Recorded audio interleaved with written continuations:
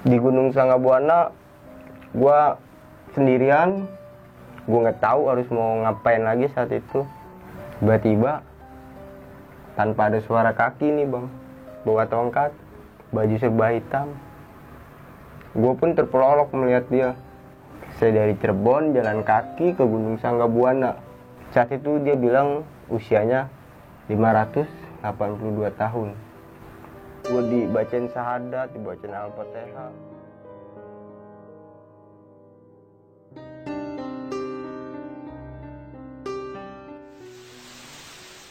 Assalamualaikum warahmatullahi wabarakatuh. Balik lagi bersama gue Indra di Besok Pagi.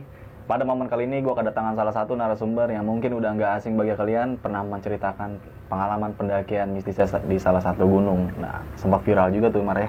Iya bang. Nah, mungkin langsung aja lah. Apa kabar Mar? Sehat bang. Kegiatan lu sekarang ngapain aja nih? Kerja. Ada waktu gue solo hiking, solo baskrep. Baskrep tuh masih lu jalani sampai sekarang ya? Masih bang. Nah, kalau gue boleh tahu nih Mar, lu ingin menceritakan cerita lu saat di gunung mana nih? Di Gunung Sanggabuana bang. Sanggabuana. Ya, waktu itu gue naik tahun 2020. Gue bulan Juni atau Juli, gue agak lupa.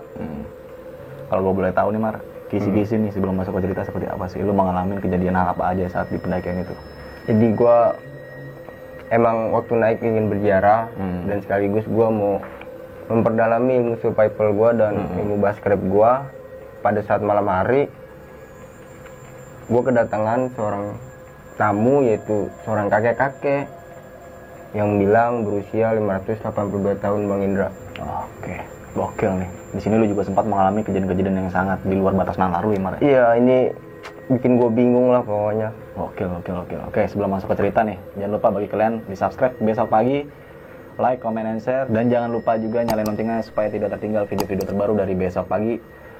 Dan lu juga punya channel YouTube ya Mar ya? Iya, gue punya channel YouTube lu apa? Channel YouTube gue Damar Kelana. Lu bisa cek lah bang dokumentasi pendakian gue di Gunung Sanggabuana, solo baskrep gue, solo camping. Nah mungkin langsung lu tengok aja lah ya Mar ya. Di situ juga lu ada dokumentasi tentang si kakek-kakek itu ya? Ada di video gue. Lengkap. Okay. Buat kalian yang penasaran mungkin langsung tengok ke channel Damar. Oke, tanpa berlama-lama dan untuk mempersingkat waktu, mungkin kita langsung aja nih Mar, masuk ke ceritanya.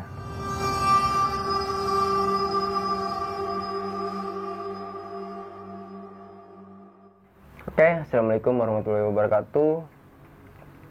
Terima kasih banyak buat Bang Indra dan Besok Pagi udah mau ngundang gua nih. Thank you juga nih Mar. Undang ya? Yoi. Undang. Udah ngundang gua ke studio lu bang buat berbagi cerita, berbagi pengalaman, dan gua mau mengingatkan kembali buat teman-teman yang nonton bahwa pengalaman gua bukan untuk menakut-nakuti teman-teman untuk kurang minat dengan pendakian gunung ya. Iya.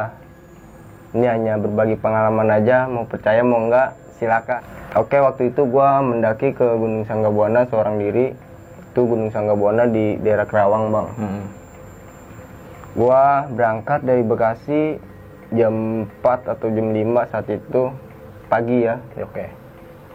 Gua sampai di Kerawang di wisata Curug Cigentis tuh.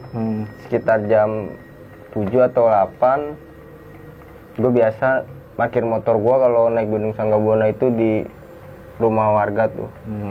Gue naruh motor di sana dan gue naruh motor di tempat terbilang sesepuh juga orangnya.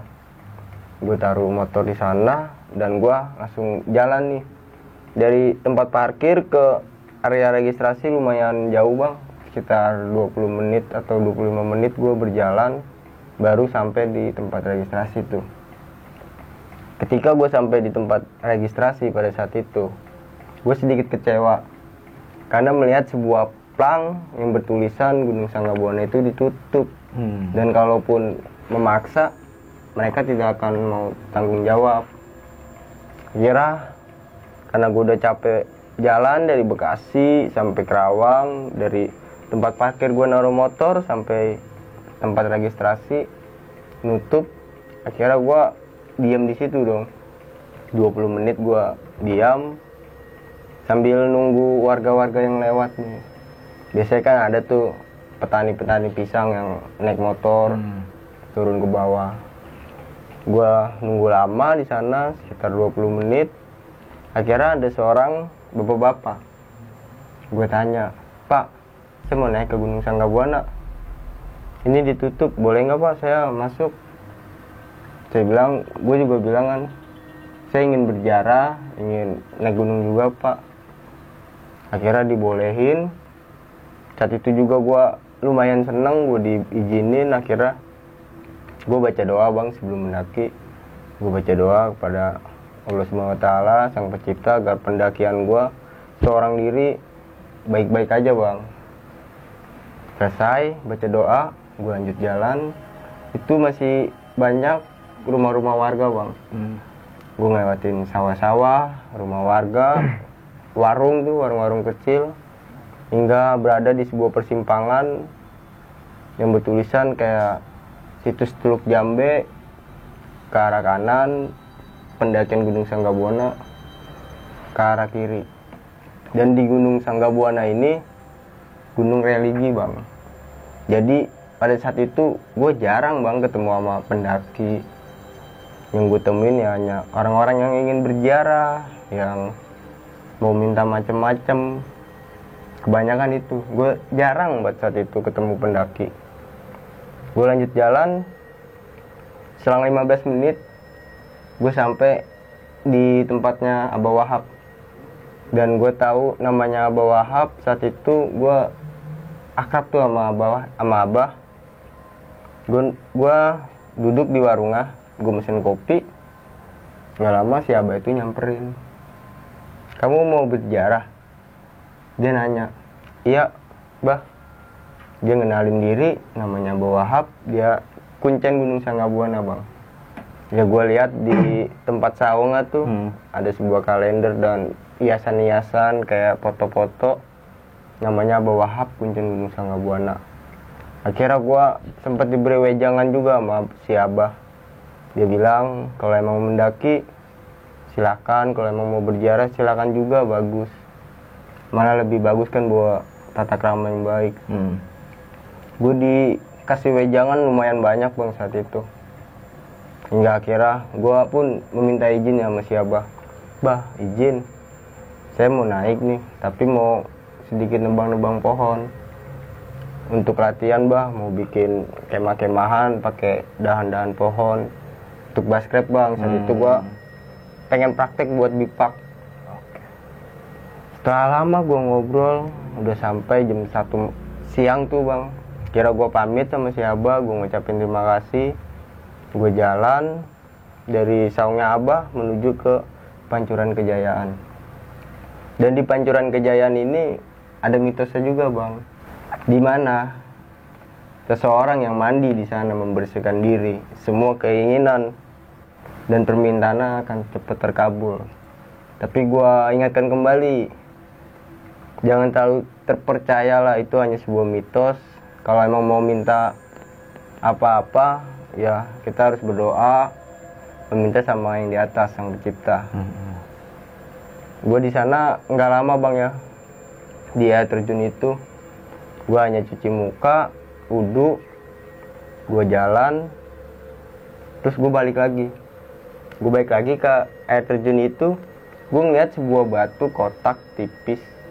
Dan gue langsung mikir kan, nih kayaknya batu ini cocok nih gue jadiin pengganti wajan. Gue bawa wajan saat itu, tapi gue pengen hal yang lebih klasik, pakai batu. Iya, batu itu gue bawa. Gue sekaligus mengambil air. Gue ngambil air, batu juga. Gue lanjut jalan. Itu ada sebuah persimpangan kiri sama kanan bang, namanya tanjakan 2 jam. Ya gue ngambil sebelah kanan. Gue lanjut jalan sekitar 1,5 jam. Gue jalan nanjak terus, lumayan terjal seperti miniatur salak treknya. Gue sampai nemu di sebelah kanan gue itu tempat datar. Akhirnya udah jam 3, gue mau buat pipak nih. Gue tebas-tebas dong batang-batang pohon ya. Karena gue udah izin, diperbolehkan sama si Abah, ya gue sedikit nebas pohon, nebang sedikit buat gue praktek 1 jam gue nyari bahan tuh, dahan-dahan pohon, dan 1 jam lagi gue buat ngerakit. Kira gue susun, tiba saat jam 5 itu semua udah rapi bang, udah clear. Bipak gue, dapur, api unggun pun udah jadi, hingga gue udah merasa tenang lah, udah enak nih. Selanjutnya ya paling ngopi, makan, tidur. Tiba-tiba udah memasuki malam nih bang, udah masukin malam, udah azan maghrib udah berkumandang, udah lewat. Di Gunung Sanggabuana gua sendirian, gua nggak tahu harus mau ngapain lagi saat itu. Gua mau main HP, nggak ada sinyal. Akhirnya gua mau coba tidur-tidur nih bang di dalam bipak yang gua udah buat. Gua mau coba tidur-tidur, 10 menit gue nggak bisa tidur. Gue keluar tenda, gue nyalain api unggun lagi, gue bikin kopi. Tiba-tiba tanpa ada suara kaki nih bang, itu suasana hening bang, malam sekitar jam 9-an lah. Suasana hening, ada seorang kakek-kakek lewat bang, malam-malam, nggak pakai senter, seorang diri dia, bawa tongkat, baju serba hitam.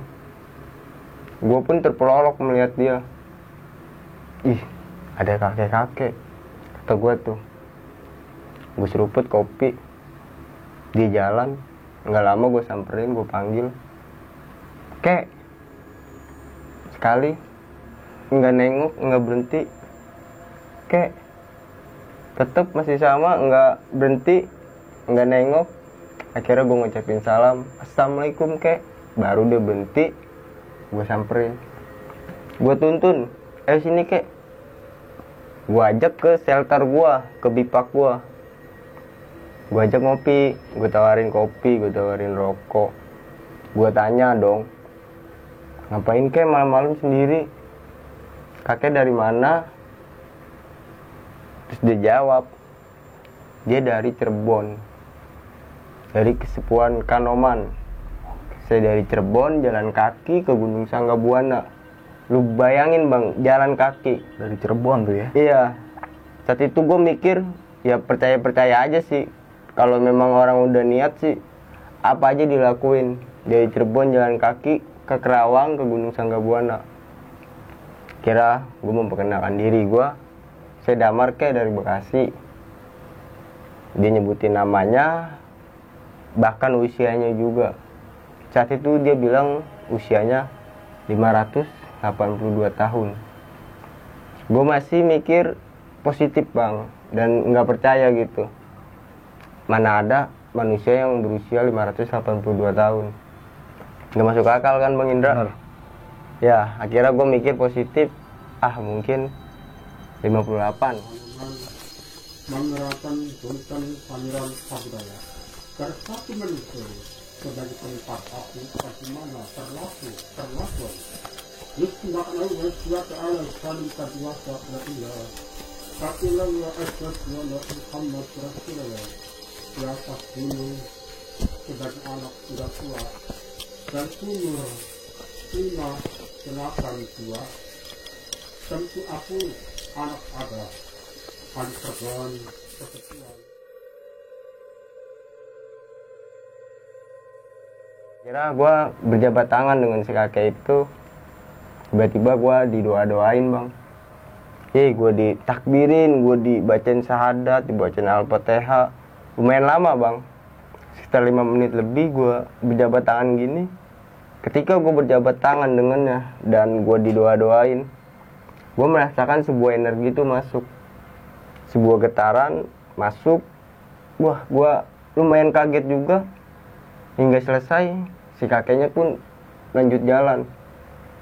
Kagak bilang terima kasih, kagak bilang sepatah kata atau apapun. Dia langsung jalan dengan shelter gua. Gua di situ duduk terdiam, bingung bang. Kok main jalan aja? Ini gua kenapa? Gua ngeri dihipnotis bang. Saat itu, gua ngeri kayak terhipnotis. Kira gue teriak lagi dong, buat manggil si kakek. Kek, tunggu. Masih nggak berhenti, masih jalan, itu masih belum jauh. Kek, tunggu. Masih tetap jalan nih, nggak ketiga kali gue bilang. Kek, tunggu, saya anterin kakek. Gue kagak kenal, nggak tahu asal usulnya. Gue memberanikan diri untuk mengantarkan si kakek itu. Gila nggak? Malam hari gue nganterin orang yang nggak gue kenal. Gue mau-mauan gitu bang. Dengan gue nggak kenal. Akhirnya gue mengambil botol air senter mini gue buat penerangan di jalan. Si kakek udah nungguin gue, udah berhenti. Gue samperin, nih pegang senter kek, ayo saya anter. Karena gue 2018 pernah ke Gunung Sanggabuana, gue tau lah dari treknya, estimasi waktunya, perjalanannya gue hafal semua saat itu. Akhirnya ya gue buat baik aja lah nganterin kakek ini daripada dia malam-malam terjadi hal yang tidak bisa kepleset atau jatuh ke jurang gimana, ya gue anterin aja. Di sepanjang perjalanan gue mengambil posisi depan bang, gue buka jalur buat si kakek itu, hingga gue kasih kayak semacam perhatian kan ya, awas kek, dakar depan, hati-hati. Gue tawarin juga, kek mau istirahat nggak? Kalau mau istirahat ayo berhenti, nggak apa-apa. Si kakeknya tanpa berbicara, dia hanya mengulurkan tangannya seperti ini. Gue paham mungkin itu kode buat jalan terus. Oke, gue walaupun saat itu agak sedikit capek, gue paksa jalan. Dan gue nawarin lagi si kakek, kek mau minum nggak? Ini saya bawa minum loh buat kita berdua. Si kakeknya tetap diem bang, tetap jalan terus. Dalam hati gua, nih si kakek ini kenapa? Gengsi atau gimana? Buat saya suruh istirahat nggak mau, saya suruh berhenti buat istirahat juga nggak mau, untuk minum nggak mau. Ya udah, saya lanjut terus tuh. Sepanjang trek kakek ini nggak ngomong bang. Jadi ya diam aja jalan. Gue liat pun keringatan juga enggak, capek juga enggak. Hingga gue tiba di sebuah rumah gubuk makom yang jaga raksa. Gue berhenti di situ, dia pun berhenti. Baru dia berkata, ayo Raden masuk. Gue disuruh masuk ke dalam petilasan itu bang. Ya sedangkan waktu 2018 yang lalu gue naik ke Gunung Sanggabuana, gue nggak berani bang buat untuk masuk ke dalam rumah itu. Karena gue takut ya kejadi hal yang enggak lah. Gue kayak semacam gue entah ketemu setan, demit. Karena gue takut orangnya bang. Ya akhirnya gue di posnya itu waktu itu sama teman gue di Suendra. Gue di pos makan mie sambil ngirim doa lah Al-Fatihah buat yang berada di makom itu. Dan sekarang gue masuk berdua sama kakek itu. Jantung gue deg-degan, kepompa parah. Akhirnya gue berinisiatif bang untuk merekam. Gue ngerekam audio, gue masukin di baju gue ini. Supaya apa? Kalau memang gue kena hipnotis atau terjadi hal enggak dalam diri gue, rekaman ini bisa jadi barang bukti. Kalau gue di apa-apain. Gue masuk, si kakek bilang, sini duduk sila. Kira gue duduk sila tuh sambil ngerekam. Gue taruh sini. Di sini gue lagi sila, di sini kakek-kakeknya udah mau mulai nih baca doa. Suasana hening gelap di ruangan itu. Dan di depan gue ini ada sebuah petilasan dua bang. Ada sebuah petilasan dua. Doa dimulai, si kakek yang mimpin. Gue merem ngikutin doa-doa si kakek itu. Saat gue merem dan menyimak doa-doa dari si kakek ini menyelipkan dia dari kesepuan Kanoman Cirebon, usianya 582 tahun. Pada saat itu gue kena flashback tuh yang waktu di shelter yang nyebutin usianya 582 tahun. Gue kira bohongan, dan dia menyebutkan kembali usianya saat di dalam petilasan. Ya, gue langsung mikir pecah tuh di situ. Wah, gila atau gue masih 82 tahun. Dan setelah gue buka mata gue nih, tek, di depan gue bang ada dua sosok yang tadinya tuh nggak ada, yang hanya petilasan dua. Ini muncul sosoknya dua. Gue lihat yang satu depan gue persis serba hitam, didampingi oleh macan kumbang juga hitam. Kumbangnya gede bang, gue sila di bawah ya seginilah. Harimau segini duduk, gimana kalau dia berdiri? Gue ngedon, karena apa? Harimaunya mandangin gue kayak mau nerekam gitu bang. Gila. Iya, gue di situ tertekan, gue takut. Yang satu pakai baju hitam, macannya hitam. Yang satu lagi pakai baju serba putih juga bang, di jenggotan. Harimau juga warna putih abu-abu. Dan gue disuruh ngomong sama si kakek itu, ayo Den, bicara, ngomong sama kakek. Gue diem bang, enggak kek, saya nggak bisa. Gue disuruh ngomong, tapi gue takut, gue nggak bisa. Enggak, gue bilang nggak bisa kek, Damar nggak tahu, nggak bisa. Akhirnya si kakek itu yang mewakili, ya dia bilang sama yang di depan ini, dia bangga sama gue, mau nganterin, mau menemani dia lah ibaratnya. Kira gue kayak jadiin murid sama si kakek itu, kayak dia menjamin gue di mana aja kayak gitu. Ya selesai nih, udah selesai berdoa, si kakek itu nanya, kamu waktu itu pernah kesini juga ya? Gue jawab dengan jujur, ya kek, saya waktu itu pernah kesini 2018. Kakek itu bilang, kenapa kamu nggak masuk? Seolah-olah kakek itu tahu bang, gue pernah ke situ waktu 2018, gue nggak masuk. Dia mempertanyakan kenapa nggak masuk waktu itu. Saya masih takut kek untuk masuk, untuk berziarah. Badan saya masih kotor, saya masih suka mabuk, saya masih nakal lah bang, mudanya. Ya akhirnya gue memutuskan untuk di pos aja tuh, di saung waktu itu. Waktu itu masih ada saung bang di depan petilasan. Setelah 2020 gue kembali lagi ke Sangga Buana, udah nggak ada saung lah.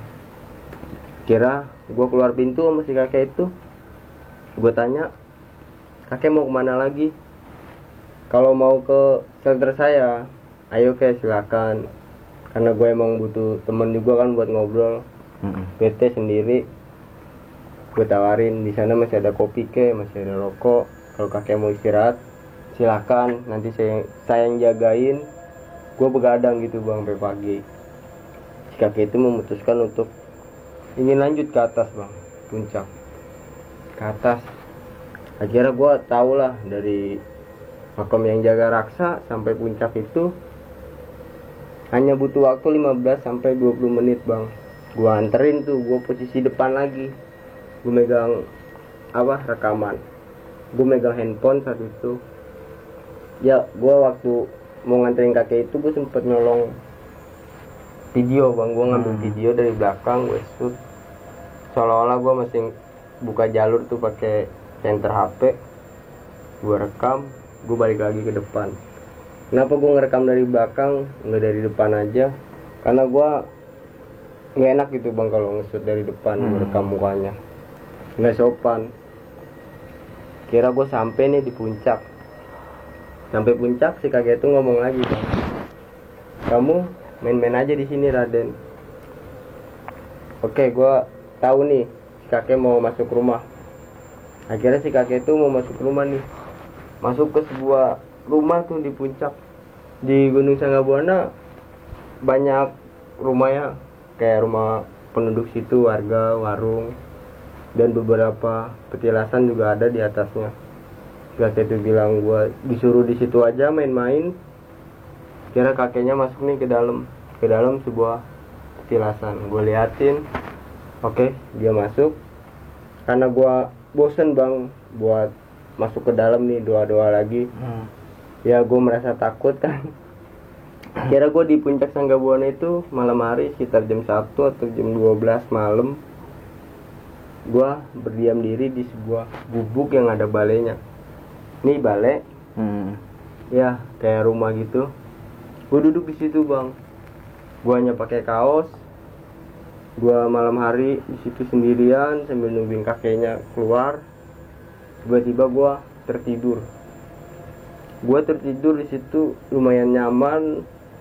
Gue puas tidur di sana hingga gue bangun jam setengah 6 lah, jam 5 atau setengah 6 saat itu. Gue nggak merasa kedinginan, gue nggak merasa digigitin nyamuk atau serangga.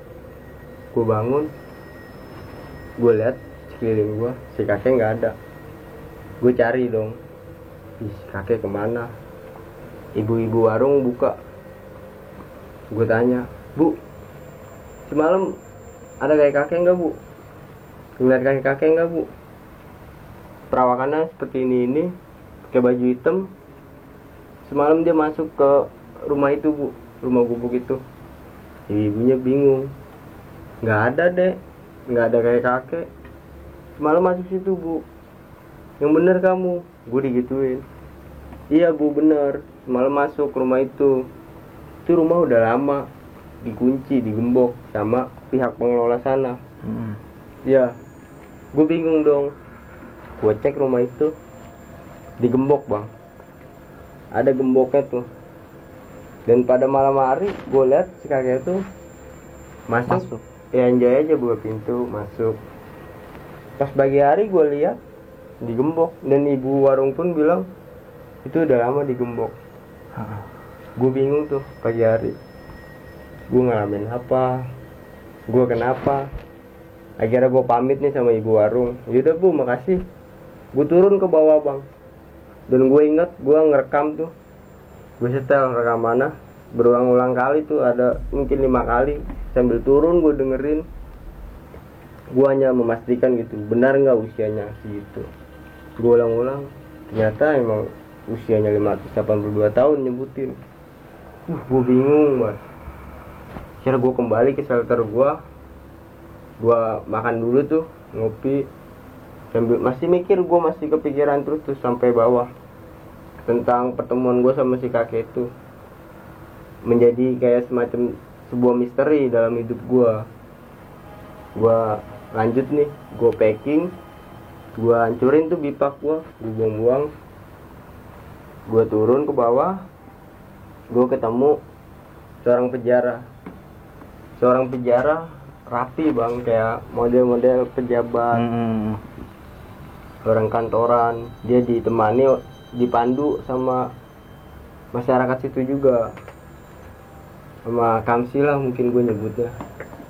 Gue turun, gue kembali ke parkiran motor gue.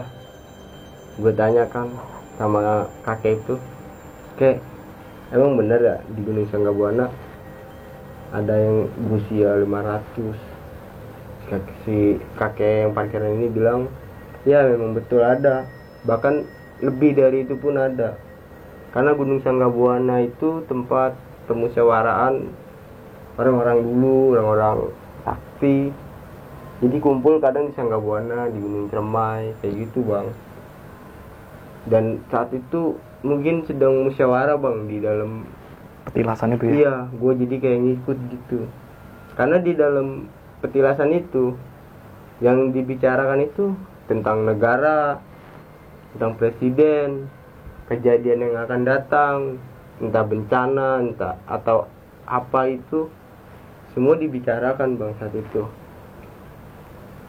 Gue akhirnya pamit nih, gue kembali ke Bekasi. Balik dari naik Gunung Sanggabuana, gue turun, gue tidur, gue mimpi bang. Gue mimpi berada di sebuah pantai yang ini di ujungnya ini kiri kanan tebing bang tinggi. Ya gue mimpi ada si kakek itu lagi. Dia masuk ke dalam laut berenang, gue pun diajak, gue ikut berenang bang. Gue berenang ke dalam laut hingga sampai di dasaran nih.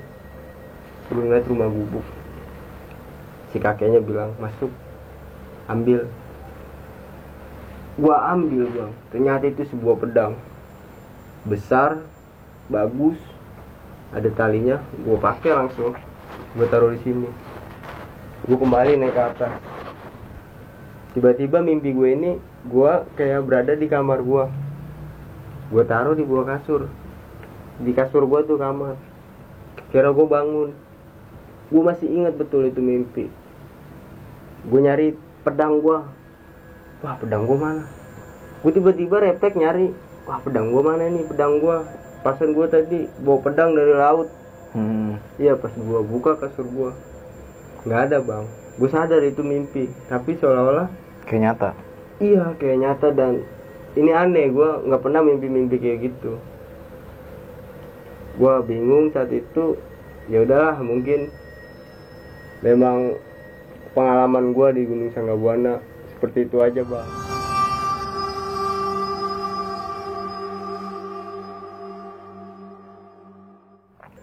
Oke, mungkin itu teman-teman cerita dari Damar Kelana saat pendakiannya di Gunung Sanggabuana. Yang dimana tadi lo menceritakannya, Mar, ya? Kalau Gunung Sanggabuana itu salah satu gunung religi ya. Iya, gunung religi. Orang datang ke situ, kalau nggak ziarah, ya ada yang dicari lah ya. Iya, betul bang. Dan dicari ini dalam arti ya gaib lah, aneh lah ya. Nah tadi lo sempat menjelaskan juga kalau bisa, kalau lo minta apapun itu janganlah ke tempat-tempat itu ya. Iya, jangan menduakan Sang Pencipta, minta tetap sama yang di atas. Iya, Nah, bang. oke nih Mar. Lu di Sanggabuana ini pendakiannya lagi tuh benar-benar sendiri nih Mar. Sendiri bang. Solo hiking ya. Hmm. Dan lu sempat pas datang ke pos pendakian itu ternyata tutup nih. Tutup bang. Tutup, lu sempat merasa kecewa juga kan. Iya. Udah jauh-jauh datang dari Bekasi ke sini ternyata tutup nih. Iya. Yang pada akhirnya lu mendapatkan izin untuk naik. Ya, gue udah dapet izin, gue seneng. Gue nggak pakai lama gercep naik ke atas. Nah, lu tadi kan sini sempat menjelaskan tentang Bascraft nih, Mar. Iya, iya. Kalau boleh tahu, lu bisa menjelaskan nggak buat teman-teman Bascraft itu seperti apa? Bascraft itu menurut gue keren, unik, dan sangat bermanfaat bang di dalam hobi gue ini naik gunung dan menjelajah. Jadi Bascraft itu seperti gue memanfaatkan apa yang ada di sekeliling, di sekitar, mau di hutan, mau di rumah, di kota. Karena gue di hutan, jadi gue memanfaatkan ranting yang jatuh untuk gue jadiin kayu bakar. Dan gue mempelajari hal-hal lainnya seperti survival. Kayak gue bikin, kalau gue nggak buat tenda, gue masih bisa gunakan plywood untuk dijadiin trap tent. Gue masih bisa bikin bipak dari pohon-pohon. Gue bisa mengenali jenis tumbuhan yang bisa gue konsumsi, jamur yang bisa gue konsumsi, seperti itu bang. Oke, nih Mar, lanjut kembali setelah lo mendirikan bivak lah ya.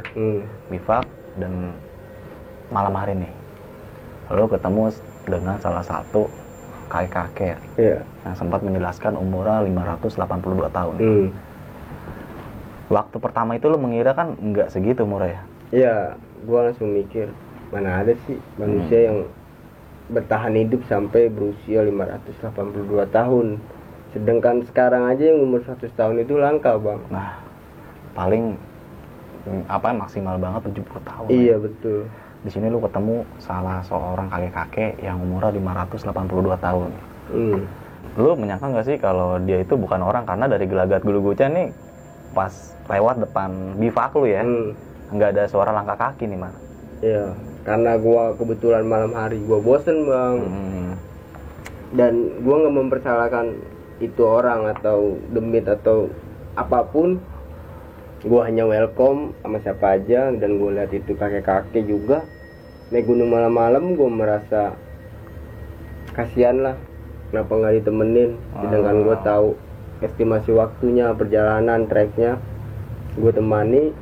Dia napak, dia bisa berbicara. Dan saat gue tawari minum, istirahat, si kakek itu nggak mau menolak untuk jalan terus. Ya mungkin karena gue mikirnya di Cirebon itu banyak gunung, si kakek itu udah biasa bang turun naik gunung. Dan lu tadi juga sempat menjelaskan kalau si kakek itu jalan kaki dari Cirebon sampai Kerawang lah ya, ke Gunung Sanggabuana itu ya. Dan dia bilang katanya di Gunung Sanggabuana ini dia ada tugas bang. Ada tugas, gue nggak tahu tugas apa itu, karena gue bingung juga. Jalan kaki dari Cirebon sampai Kerawang, ada tugas di Gunung Sanggabuana. Tugasnya apa, mungkin ada misi tertentu, gue juga nggak tahu. Dan sampai pada akhirnya lo mengantarkan si kakek itu ya Iya. ke salah satu gubuk atau bisa dikatakan petilasan ya. Iya. Di sini lo masuk ya. Makom yang jaga raksa gue masuk. Nah, di sini lo masuk dan sempat berdoa dan segala macam mas, itu ritual lah ya, bisa dikatakan Berdoa, ritual ya. kayak semacam ziarah dan tawasul juga bang. Nah di sini lo sempat ditampakin dua sosok nih. Iya, itu gue kaget banget bang, karena awal gue mulai dua sosok ini nggak ada bang. Yang gue lihat petilasan. Saat gue merem, gue selesai berdoa, gue buka, dia ada. Dan ini pertama kali gue benar-benar jelas bisa melihat hal yang berbeda bang. Melihat hal-hal gaib lah ya. Iya. Lu di situ ketemu melihat sosok macan ya. Iya, macan yang satu hitam bisa dikategorikan mungkin macan kumbang. Yang satu lagi macan putih, dia ada corak abu-abu hitam gitu bang. Lumayan besar. Lu di situ takut gak sih Mar? Karena bener-bener di depan lu banget nih. Gue takut bang, saat itu gue duduk sila. Itu macan dua-duanya fokusnya ke gue merem bang. Gue baca doa nih yang gue bisa gitu, biar gue selamat, biar gue nggak diterkam. Sampai pada akhirnya macan itu hilang sendirinya. Ya, gue selesai sama si kakek itu, udah ngucapin salam juga kan, udah kelar, nggak ada. Hilang tuh. Ya. Dan lu bener-bener liat di depan mata lu bener-bener hilang. Iya, nggak ada tiba-tiba. Kenapa lu mengira Mal kalau kakek-kakek ini tadi kan lu sempat menjelaskan, gua takut hipnotis nih. Berarti lu ada pikiran buruk ke si kakek ini ya kan? Iya. Ini kenapa gue bilang gue takut hipnotis bang? Karena gue sebelumnya ini ngojol bang, ojek online. Oke, ojek online ya. Ya, gue pernah nganterin orang, gue hipnotis. Biasa 2 orang, dia pakai kayak haji gitu bang.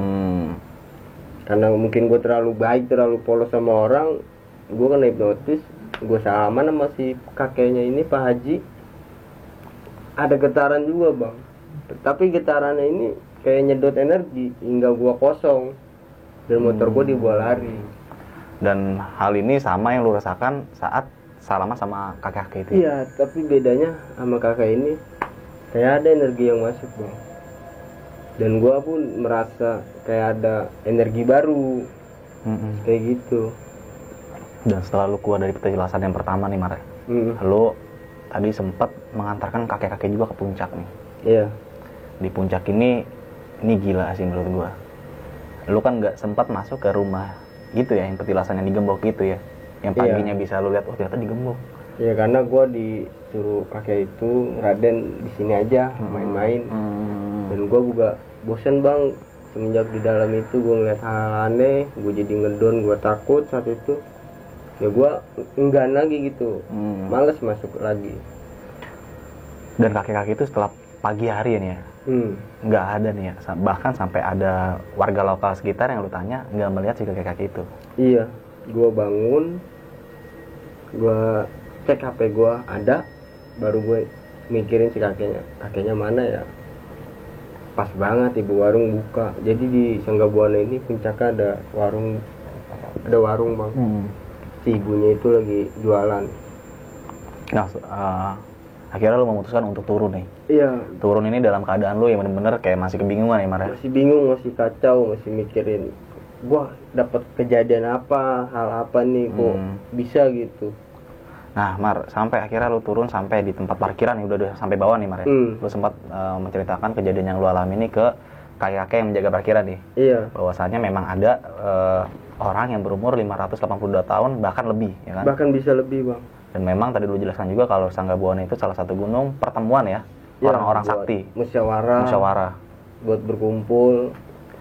Nah lu tadi kan sempat menjelaskan juga nih Mar tentang kalau dalam perkumpulan itu tuh dalam petilasan menjelaskan tentang sebuah negara, kondisi negara saat ini atau bencana yang akan datang. Lu mendengarkan itu semua?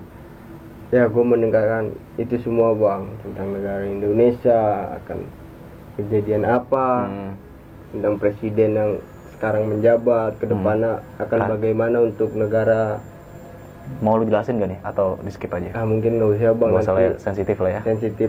Oke, sampai akhirnya nih lu balik ke rumah ya Mar ya. Iya. Di rumah ini lu sempat bermimpi kalau lu bertemu sama si sosok kakek-kakek yang umurnya 582 tahun ini. Iya bang. Lu diajak ke laut.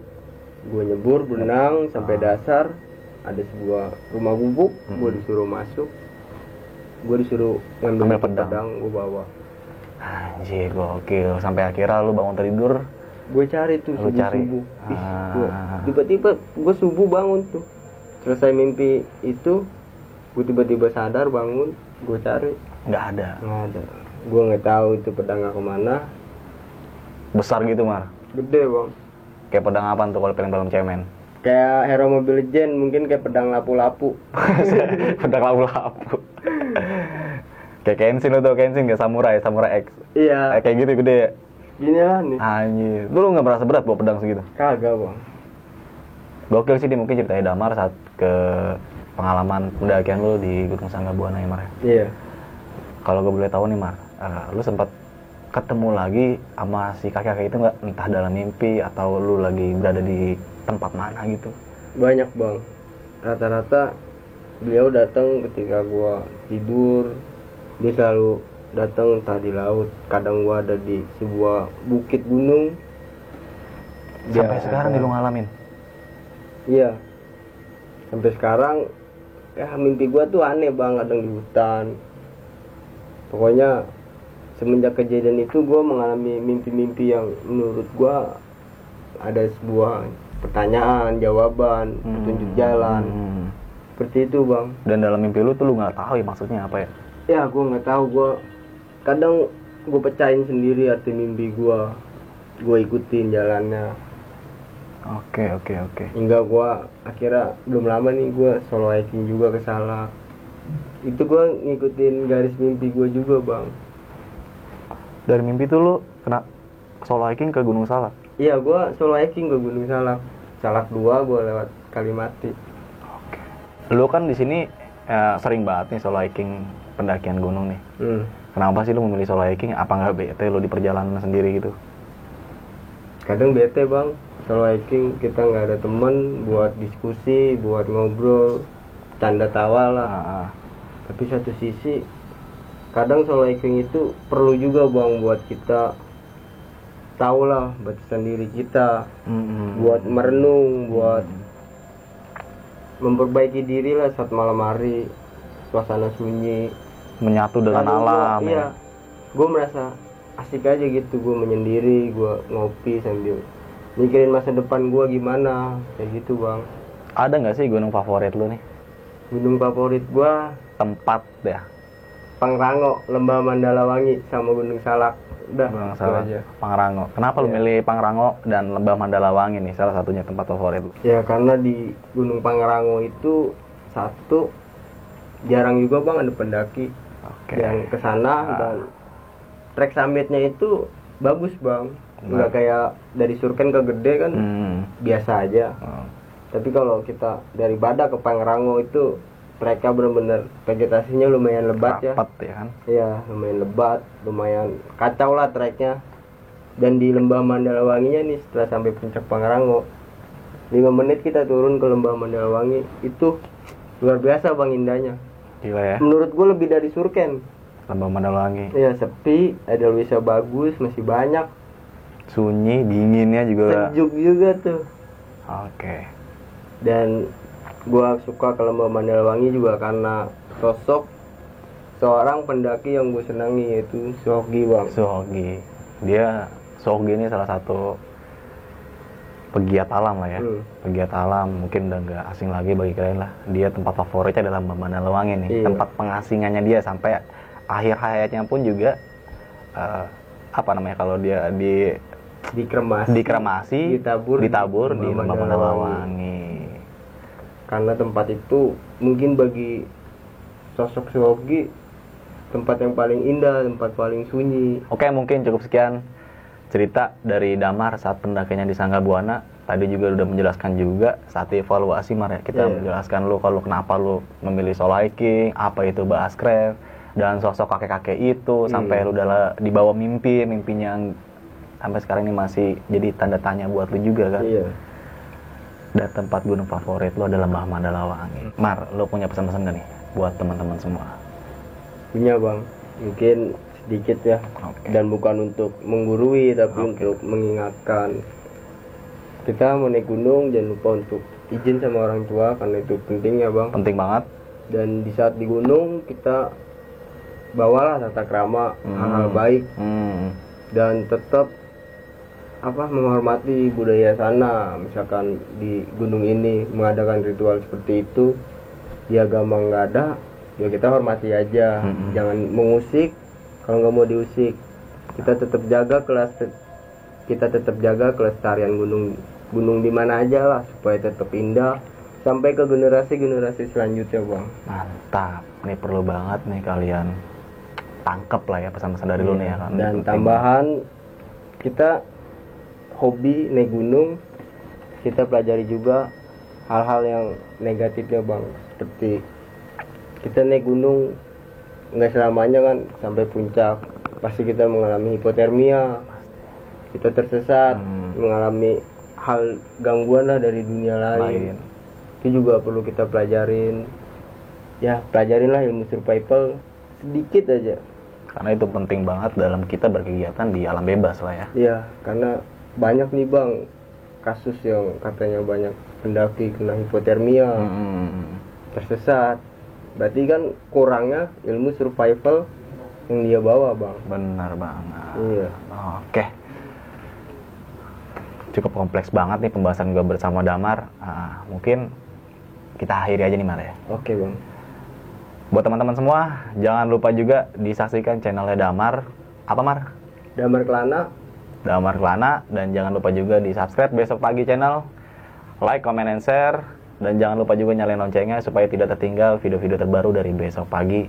Bahwasanya nih Mar ya, cerita yang lo angkat juga bukan untuk menakut-nakuti teman-teman semua. Betul. Tapi ambillah sisi positif ya. Dari gue Indra dan Damar. Oke. Saksikan video-video gue berikutnya. Wassalamualaikum warahmatullahi wabarakatuh.